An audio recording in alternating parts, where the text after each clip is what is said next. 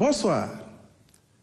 Le président de la République a exprimé sa profonde gratitude au khalife général des Mourides, Serigne Mountakha Bassirou Mbacké, ainsi qu'à l'ensemble des chefs religieux rencontrés. Leur accueil chaleureux, la qualité des échanges et leurs prières pour un Sénégal de paix, de prospérité et de solidarité sont une source d'inspiration pour notre action. 3 sujets majeurs ont rythmé la communication du chef de l'État. La relance des chantiers publics inachevés, l'emploi des jeunes et la modernisation du système de retraite et de sécurité sociale. Sur la question des chantiers publics inachevés, le constat est clair.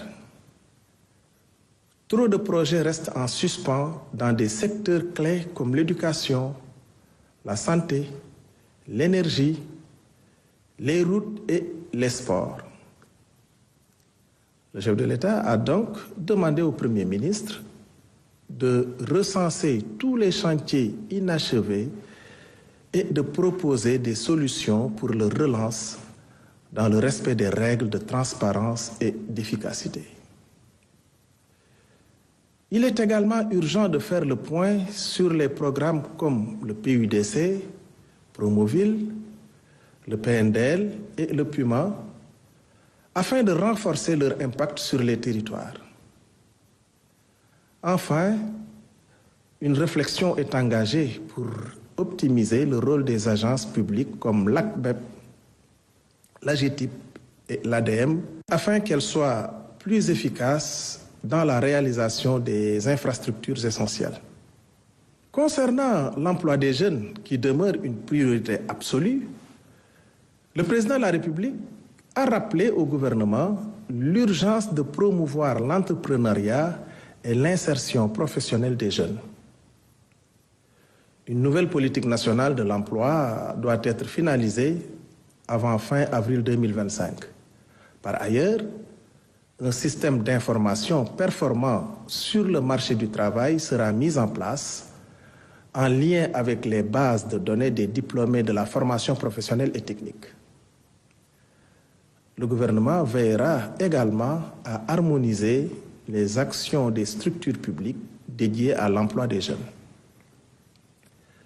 Relativement à la modernisation du système de retraite et de sécurité sociale, le chef de l'État a demandé au gouvernement de placer cette question au cœur de notre politique sociale.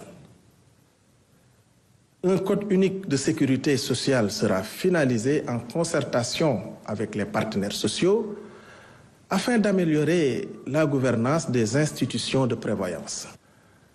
En parallèle, une attention particulière sera portée à la viabilité financière du Fonds national de retraite et à la revalorisation des pensions les plus faibles. Le gouvernement encouragera également la mise en place de retraites supplémentaires par capitalisation pour garantir une protection sociale solide et durable à tous les Sénégalais. Le Premier ministre a rendu compte des priorités du gouvernement en matière de souveraineté alimentaire et de performance de l'administration publique. L'objectif de l'agenda Sénégal 2050 est clair: garantir le bon fonctionnement de toutes les filières agricoles, de la production à la commercialisation. Cependant, des défis majeurs persistent. Pour y remédier, des mesures urgentes seront prises. Une réunion est prévue avec les ministres de l'Agriculture, des Finances et du Commerce afin de proposer des solutions concrètes d'ici le 25 mars 2025. De plus, un cadre de concertation interministérielle sera mis en place pour structurer durablement la commercialisation des produits agricoles. Par ailleurs,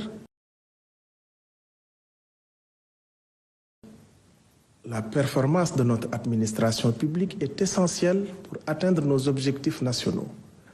Nous devons renforcer l'évaluation individuelle des agents publics et moderniser notre administration pour qu'elle soit à la hauteur des ambitions de notre pays.